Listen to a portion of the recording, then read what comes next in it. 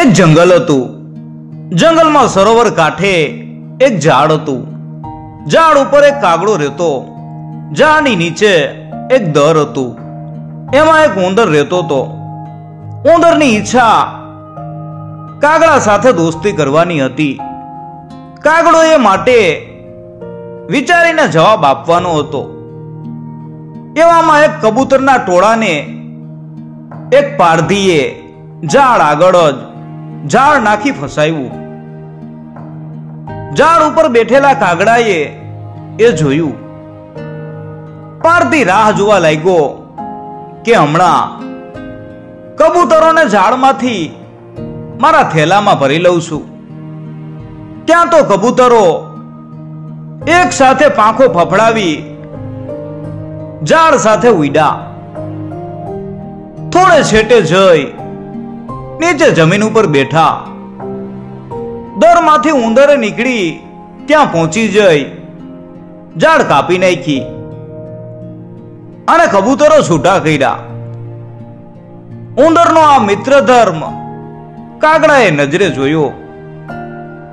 કાગડાએ ઉંદરને બોલાવીને કહ્યું, મુશ્કેલી સમયે મિત્રએ મિત્રની મદદમાં ઊભા રહેવું જોઈએ. એ તે કરી બતાવ્યું અને મેં નજરે જોયું. હું તારી મિત્રતા સ્વીકારું છું. કાગડા અને ઉંદરની મિત્રતા ચાલ્યા કરી. બંને રોજ મળતા અને સુખ દુઃખની વાતો કરી સમય આનંદમાં પસાર કરતા. એવામાં વરસાદ ઓછો થયો અને સરોવરનું પાણી સુકાયું. આજુબાજુના ઝાડવા પણ સુકાતા ગયા. ઉંદરે કાગડાને કહ્યું, હવે અહીં જાજુ રહેવું જોખમી છે. અનાજ પાણીની તંગી થતી જાય છે. આપણે આજે જ બીજા સારા અનાજ પાણીવાળા ઠેકાણે જઈએ. કાગડાએ કહ્યું, અહીંથી થોડે દૂર એક બીજું સરોવર છે.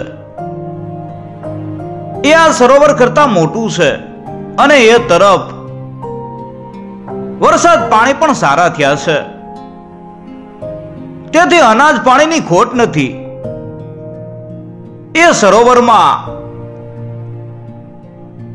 મારો એક કાચબો મિત્ર છે. આપણે ત્યાં એની પાસે જઈને રહીએ. ઉંદર સંમત થયો. નવા સ્થળે આવી એક ઝાડ ઉપર કાગડો અને નીચે દર કરીને ઉંદર ગોઠવાયા. પાસે સરોવરમાંના કાચબાને કાગડા સાથે દોસ્તી હતી અને ઉંદર સાથે એક વધુ દોસ્તી થઈ. ત્રણેય જણા સરોવર પાસે કિનારે મળતા અને સુખ દુઃખની વાતો કરતા અને દોસ્તીનો આનંદ લેતા. એ ત્રણેય જણા એક વખત આવી રીતે વાતોમાં ગૂંથાયેલા હતા અને દૂરથી એક હરણ આ તરફ દોડી આવતું હતું. એને ધસમસતું આવતું જોઈ કાચબાને ડર લાગ્યો. એટલે તે પાણીમાં સરકી ગયો. ઉંદરને પણ ડર લાગ્યો એટલે તે દરમાં ઘૂસી ગયો અને કાગડાને પણ ડર લાગ્યો એટલે તે ઉડીને ઝાડની ડાળ ઉપર જઈ અને બેસી ગયો. કાગડાએ ડાળીએ બેઠા બેઠા નજર લંબાવી અને દૂર સુધી જોયું તો હરણ એકલું જ હતું અને કોઈ ભયમાં હોય એમ લાગતું હતું. એણે મિત્રોને અવાજ કરીને કહ્યું કે હરણ પોતે કોઈ ભયનું માયરું આ તરફ આવી રહ્યું છે, માટે ડરવાની કોઈ જરૂર નથી. ઉંદર અને કાચબો બહાર આવ્યા. કાગડો પણ નીચે આવ્યો. ત્યાં હરણ આવીને વિનવતું કહેવા લાગ્યું, હું એક પારધીના ડરનું માયરું આ તરફ તમારા શરણે આવ્યું અને તમારી સાથે તમારી ભાઈબંધી કરવા માંગુ છું. કાગડાએ કહ્યું, તું ભયમાંથી બચવા માટે અમારી ભાઈબંધી ઈચ્છે છે તે અમને કબૂલ છે. આજે અમે તને ભયમાં મદદ કરશું તો કાલે અમે કોઈ ભયમાં હોઈએ તો અમને તારી મદદ મળશે. તું નિરાતે બેસ. હરણે કહ્યું, કલિંગ દેશમાં રૂકમાંગદ નામનો રાજા રાજ કરે છે. એ રાજા દિગ્વિજય માટે ફરતો ફરતો આવી ચડ્યો છે. એણે એક નદીના કિનારે પોતાની સેનાના ડેરા તંબુ તાણ્યા છે. કાલે સવારે ત્યાં આવીને આ સરોવરની પાસે એનો તંબુ નાખવાનો છે.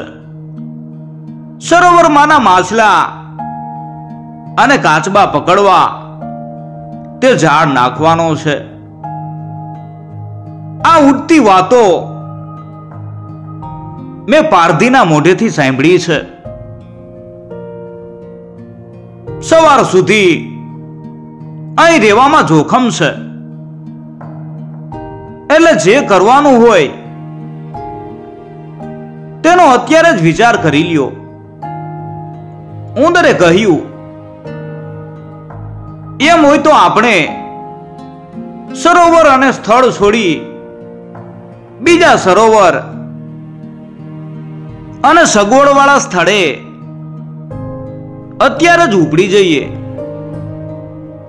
કાગડાએ કહ્યું, તું હું ક્યાં હરણ તો ઝડપથી બીજે પહોંચી જઈશું, પણ આ કાચબો ઝડપથી ચાલી શકશે? પાણીમાં મુસાફરી કરવાની હોય તો એને માટે ચિંતા કરવાની ન હોય, પણ આ તો જમીન માર્ગે પહોંચવાનું છે, એટલે અત્યારે આરામ કરીએ, સવારે વિચારીશું. કાંઈ નિર્ણય લીધા વિના બધા તે સમય પૂરતા પોતપોતાના રહેણાંકમાં ગયા. પણ મૂર્ખ કાચબાએ પોતાના સરોવરમાં જવાના બદલે જમીન ઉપર ચાલવા માંડ્યું. એણે વિચાર્યું કે કાલે બધા સવારે ચાલવા માંડશે અને નવા સરોવર તરફ જ જશે. હું અત્યારથી ચાલું તો તેઓ પહોંચે ત્યારે હું પણ ત્યાં પહોંચી શકીશ. સવાર થયું અને કાગડાએ, ઉંદરે અને હરણે જોયું તો કાચબો નહોતો. તેમને ફાળ પડી ગયો. કાગડો થોડુંક આમ તેમ ઉડીને જાણી આવ્યો કે કાચબો પેલા નવા સરોવર તરફ જવા નીકળી ચૂક્યો છે, તો આપણે પણ હવે એ તરફ જ જઈએ. ઉંદર અને હરણ સંમત થયા અને ત્રણેય નવા સરોવર તરફના માર્ગે થોડુંક ચાલ્યા. થોડેક પહોંચ્યા હશે અને હરણે કોઈ પારધીને કાચબા તરફ તેને પકડવા માટે ચૂપચાપ પીછો કરતો જોયો.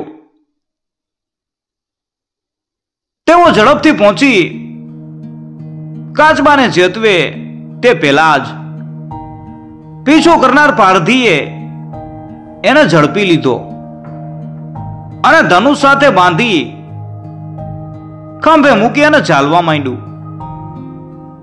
ત્રણેય મળીને કાચબાને કેવી રીતે છોડાવવો એની વિચારણા કરી. ત્યારે ઉંદરને એક યુક્તિ સૂઝી. એ બોલ્યો, મિત્ર હરણ, હું કહું એમ તારે કરવું પડશે. તું આડે રસ્તે થઈ અને પારધીની આગળ નવા સરોવર પાસે પહોંચી જા. ત્યાં તારે સૂઈ રહેવું અને મરી ગયો હોય એમ પેટ ફૂલાવીને પૈડા રહેવું. ઉંદરે પછી કાગડા તરફ ફરીને કહ્યું, તારે ત્યાં જઈ હરણના મળદા ઉપર બેસી ચાંચો મારતો હોય એવો દેખાવ કરવો. આ પારધી હરણના મળદાને જોહે એટલે એના માંસના લોભમાં કાચબાને હેઠો નાખી સરોવર તરફ હરણ પાસે દોડી જશે. એટલે હું એકલા પડેલા કાચબાના બધા બંધ કાપી નાખીશ. પછી પારધી જેવો તમારી તરફ આવે તેવા તમે તક ઝડપીને ભાગી જજો. ઉંદરની યુક્તિ બધાએ સ્વીકારી અને એ મુજબ બધાએ વ્યવહાર કર્યો. પારધી થોડોક આરામ કરવા ધનુષ્યને બાજુએ મૂકી એક ઝાડ નીચે બેઠો. ત્યાં એની નજર પાણી પીવાની ઈચ્છાથી સામેના સરોવર તરફ ગઈ. સરોવરના કાંઠે એણે હરણના મળદાને કાગડો ચાંચો મારતો હોય એવું જોયું. હરણના માંસના લોભથી ધનુષ ત્યાં રહેવા દઈ છરો લઈને તે હરણ તરફ દોડતો ગયો. આ તકનો લાભ લઈ ઉંદરે ઝડપથી કાચબાની પાસે જઈ તેનું બંધન કાપી નાખ્યું. છૂટો થયેલો કાચબો ઝટપટ સરોવરના પાણીમાં ઘૂસી ગયો. પેલી તરફ પારધીને નજીક આવેલો જોતા જ ઝડપથી છલાંગ મારી હરણ ભાગ્યો અને કાગડો ઉડીને ઝાડના પાંદડામાં સંતાઈ ગયો. આથી નિરાશ થયેલો પારધી પાછો વળ્યો. હરણ હાથ ન આવ્યો તો કાંઈ નહીં. કાચબો તો ધનુષ્ય સાથે બાંધેલો છે જ એમ તે વિચારતો હતો. પણ ઝાડ પાસે આવ્યો તો ધનુષ્ય ખાલી હતું અને કાચબો ગાયબ થઈ ગયો હતો. વિલે મોઢે અને ખાલી હાથે પારધી ઘેર પહોંચ્યો. એણે તો જે હાથમાં હતું એ ગુમાવ્યું. બીજી વધુ સારી વસ્તુ હાથમાં આવશે એવી ફોગટ આશામાં બંને વસ્તુ એણે ગુમાવી દીધી. કાગડો, ઉંદર, કાચબો અને હરણ એકબીજાની અતૂટ દોસ્તીથી કેવા મીઠા સુખને પામ્યા એના વિચારમાં જ એકબીજાને તાલી દઈ અને વાતો કરતા પારધીની મૂર્ખાઈ ઉપર ખૂબ હસતા હતા.